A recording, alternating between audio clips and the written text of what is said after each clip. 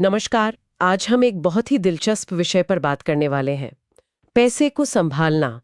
हाँ, पैसा कमाना एक बात है, पर उसे संभालना वो बिल्कुल अलग हुनर है। बिल्कुल। और हमारे स्रोत जैसे धन की कला, व्यवहार और बचत यही कहते हैं। अक्सर लगता है कि पैसा कमाना ही सबसे मुश्किल काम है।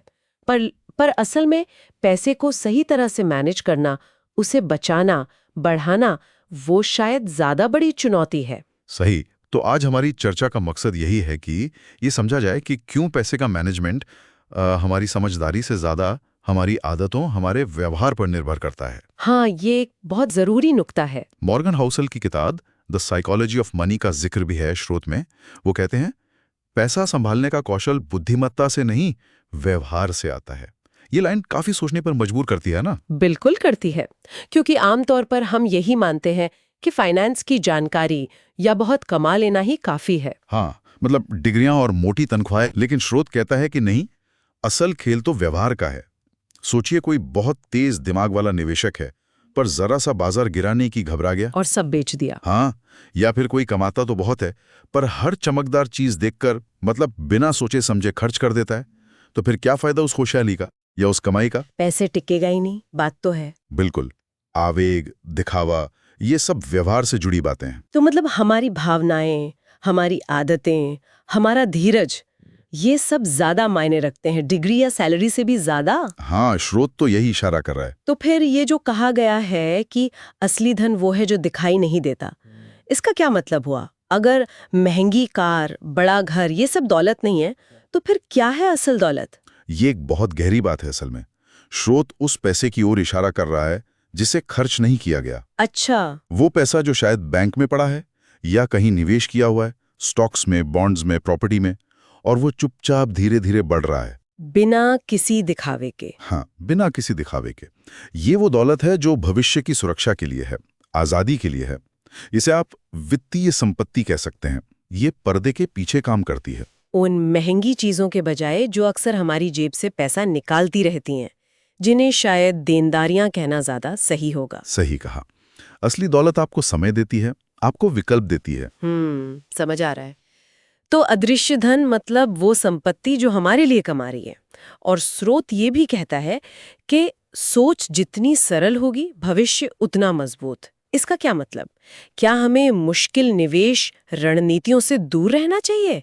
स्रोत का तर्क यह है कि जटिलता अक्सर कंफ्यूजन पैदा करती है और गलतियों की गुंजाइश बढ़ा देती है। अच्छा। एक सरल प्लान, जैसे कि नियमित रूप से बचत करना, उसे किसी ठीक ठाक जगह पर लंबे समय के लिए निवेश कर देना, और बार बार छेड़छाड़ ना करना। हाँ बिल्कुल, वो अक्सर ज्यादा कामयाब होता है क्योंकि उसे निभाना आसान है। व्यवहारिक तौर पर सोचें तो सबसे अच्छी योजना वही है जिस पर आप टिके रह सकें।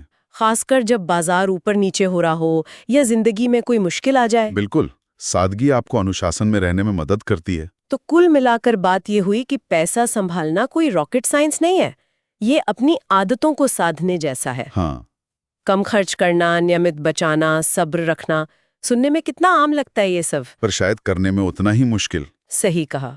स्रोत यही समझाने की कोशिश कर रहा है, ये गणित का सवाल नहीं, ये मनोविज्ञान का खेल है। ज्यादा अपनी भावनाओं को काबू में रखना, लालच और डर से बचना, और लंबी रेस का घोड़ा बनना। हाँ बिल्कुल, ये एक मैराथन है, 100 मीटर की दौड़ नहीं। यही असली कौशल है। तो इस पूरी बातचीत का सार ये निकलता है कि पैसे के साथ हमारा रिश्ता वो हमारी समझ से ज्यादा हमारे व्यवहार से बनता है। हाँ, व्यवहार और आदतें। और असली दौलत वो नहीं जो दिखती है, बल्कि वो है जो चुपचाप हमारे भविष्य को संवारती है, हमें सुरक्षा देती है। बिल्कुल, अदृश्य धन। और इसे पाने के लिए मुश्किल योजनाओं से ज्यादा जरूरी है सरल अनुशासित आदतें। सही कहा। और यहीं पर एक सोचने वाली बात उभरती है।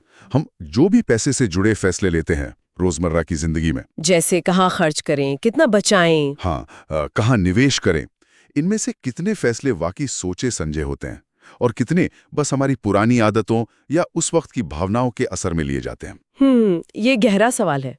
मतलब हम कितने जागरूक हैं अपने वित्तीय व्यवहार को लेकर। बिल्कुल, शायद ये सोचने का एक अच्छा मौका है कि अपनी इस वित्तीय सोच को, अपने व्यवहार को और सरल और असरदार बनाने के लिए आज ही वो पहला छोटा कदम क्या हो सकता है। हाँ, कोई एक छोटा सा बदलाव जो आज से ही शुरू किया